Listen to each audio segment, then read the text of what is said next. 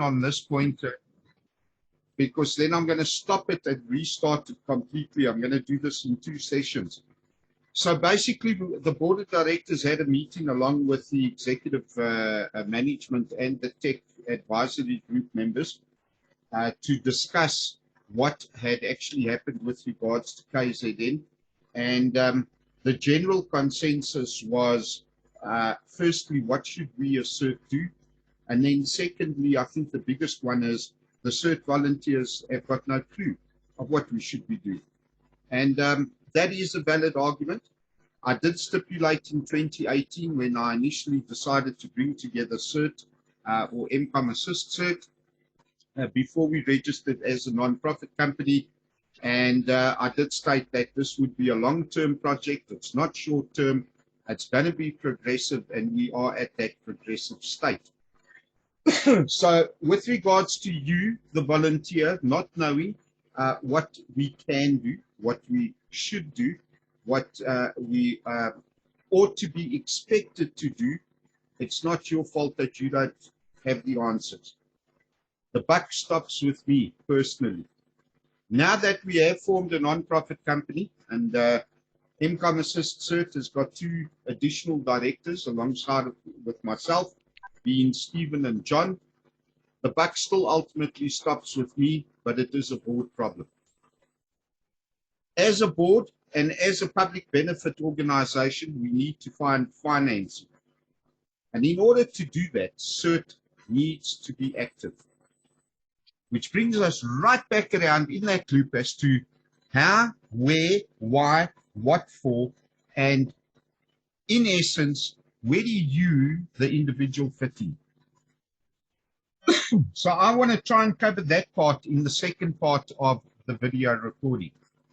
For this part of the video recording, last night, the board of directors resolved, we had a meeting, we put it to the vote.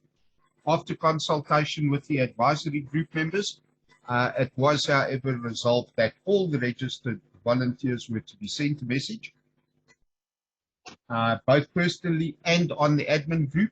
I will put it out on the admin group as soon as I see everybody else has read the personal message, that they, meaning you, the volunteer, need to make yourself aware of the potential hazards that exist in your area or your local area. That is both your local home area and your local work area, and includes the travel between those 2 points in particular. I'm not going to elaborate now until I move to the second session, whichever way you want to look at it, in order to create and generate an understanding with regards to that particular statement. The next resolution that was taken last night by the directors was that all the CERT volunteers are to be requested to post on the general group. If you're not on the general group, you'll have to send it to me or one of the directors or one of the advisory group members privately. Any situation that could potentially become a disaster of its own accord, especially if it is left unattended. Now, to give you an idea there, you guys really and truly, as an individual, just need to keep your eyes open. I must admit, since the outbreak of COVID-19, everybody that I know, 99.9% of them, have buried their heads in the sand, and they are blind to anything and everything.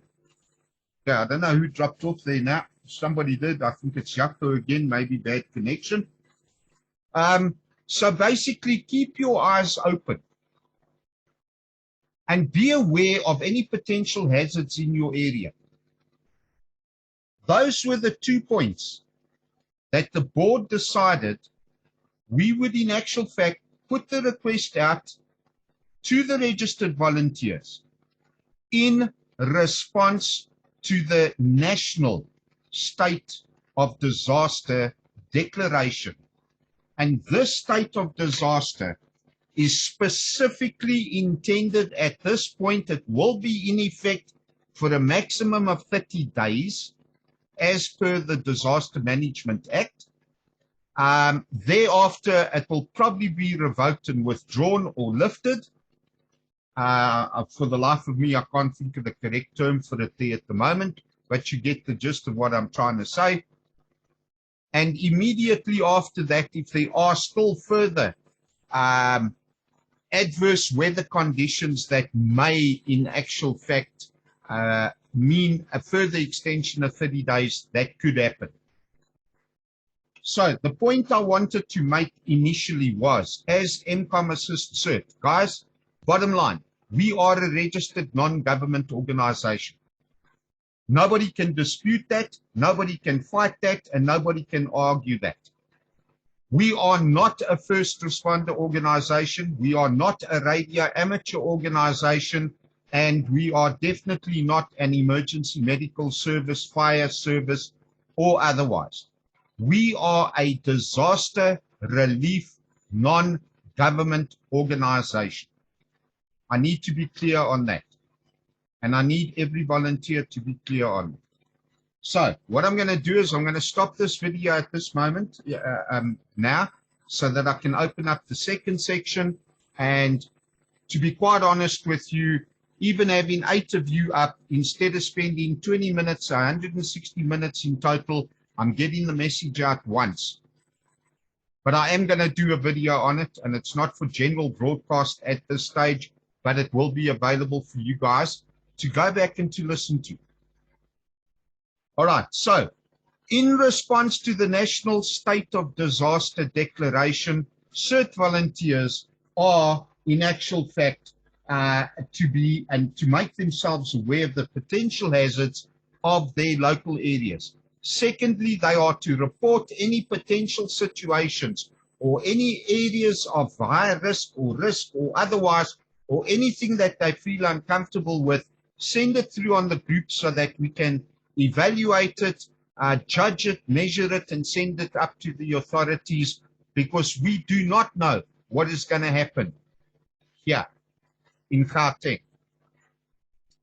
That will become a little bit clearer on the next session.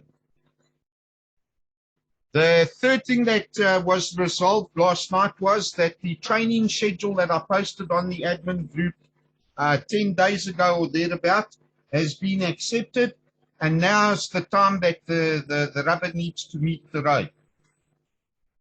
CERT volunteers, as a once-off, need to take or make as much effort as possible in order to attend the training that has now been made available. I have undertaken between May and August to carry out the training both on the basic radio. For those amateurs, you not necessarily need to do it, but it is recommended to do it because it's more MCOM related. Then there's the induction training. The induction training definitely is a must for everybody. And finally, the disaster area damage assessment. Guys, please make a plan, get the manuals from me, let's get the training done. Remember, it's a once-off. We don't need to come back and do the training, and you'll understand why I say that again. We don't need to do training again when I get to the next session. When it comes to the cost of the courses, guys, if you've got a problem, please, rather talk to me. Let's make a plan. I know that there's some volunteers out there that will understand what I mean by that, and it has been of benefit or beneficial to them to some degree or another. Of course, it will be kept private and confidential. It will be between you and me. Not even the board will be aware of who, what, where, when, or how. So I will keep that private. Unfortunately, any first aid, DTI training, firefighting, that can only be done through MCare or any other service provider, naturally you will have to pay that fee up front if you choose to do it. that there is voluntary. You really don't need to do it. It is advisable, especially the first aid level 3, but due to constraints, time, COVID, finances, really I do not expect any volunteer to actually do it. Listen carefully to what I'm saying. I have no expectation of a volunteer doing first aid or fire. Would it be nice? Absolutely it would. If you do it, fantastic, even better. Okay, so that was the result of last night's board meeting. And of course, what we decided as part of the strategy meeting, which I must admit, all of us have been trying to do a strategy meeting since August of last year. And we were at a total loss in terms of what we needed to do. So I put in a proposal last night. It's quite simple. This year is a year of training. And CERT volunteers need to go through this training with some serious applications to it so that we can knock it out of the window once and for all and be done with it. Okay, now I'm not sharing the screen, so I wonder now what is being sent to me. Okay, you see, I've got Disaster Management COJ Director sending me messages, which I will look at shortly. All right, so that is it in a nutshell. The strategy for this year, 2022 to 2023, is quite simply the training. And the second part of the strategy is to call upon every single CERT volunteer to assist in growing the team and bringing on additional volunteers.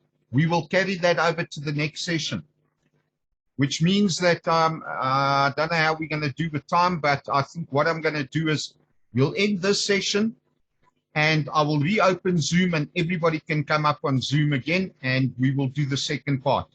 Second part will probably take us 10 or 15 minutes, more or less what we've done now. 15 minutes, I said 30 minutes. I was hoping that we would do it. I was hoping that we would do it in one session, but unfortunately that 5-minute wait has thrown me out. So guys, let me end this session and end this recording so I can do it as a part 1, which will mean that it is the result of the board meeting. And then part 2 will be the CERT volunteer expectation, a presentation of 10 to 15 minutes. Anybody disagree with this? Please unmute and just quickly voice your opinion. All right, good stuff. Do you guys want to quickly disconnect and then I will drop the session. Okay.